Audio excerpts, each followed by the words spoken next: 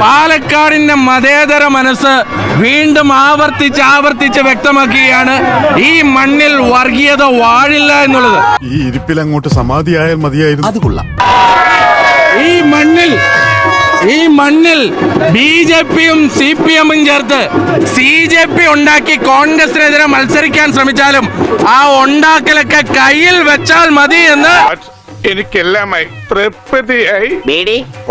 ഇവിടെ ഉണ്ടായിരുന്നല്ലോ. പെട്ടിയായിട്ട് വന്നു, കുറെ വട്ടിയായിട്ട് വന്നു, കുറെ സ്പിരിറ്റ് ആയിട്ട് വന്നു. നിനക്ക് ഗുരു കൊണ്ടുപോകൂടാ. ഈ കള്ളപ്രചരണങ്ങളും കുപ്രചരണങ്ങളും ഒക്കെ പാലക്കാടൻ ജനത തൂത്തെറിഞ്ഞ് വലിച്ച് ചാണാക്കുണ്ടിൽ എറിഞ്ഞു. എന്റെ പറച്ചിനിക്കട മുത്തപ്പ എന്നെ എടുത്തിട്ട് പരീക്ഷിക്കുകയാണോ? ആവർത്തിച്ചങ്ങ് പറയാണ്, ഷാഫി പറമ്പിലിന്റെ പിൻഗാമി തന്നെയാണ് രാഹുൽ മാങ്കൂട്ടത്തിൽ. വല്ലാത്ത തലവേദന, ഞാനൊന്ന് കിടക്കട്ടെ. ഈ ആവശ്യമില്ലാത്തവർക്കൊന്നും മറുപടി പറയാനില്ല.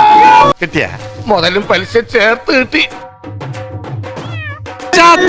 പശ്ചാത്താപത്തിന്റെ ഒരു തരിയെങ്കിലും ഉണ്ടെങ്കിൽ സരി നിന്ന് കുളിക്കാൻ നേരം ആ കണ്ണാടിയിൽ നോക്കിയിട്ട് സ്വയം ഒരു മാപ്പ് പറയാനെങ്കിലും തയ്യാറാകണം എന്ന്.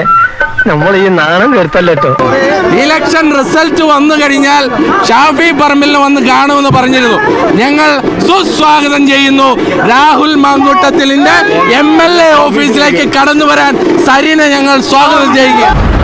നിർത്തി അവമാനിക്കുവാണ്. എന്നെ കൊല്ലാതിരിക്കാൻ പറ്റുമോ? എടാ ചന്ദ്ര, ഒന്ന് സബ്സ്ക്രൈബ് ചെയ്തിട്ട് പോടാ.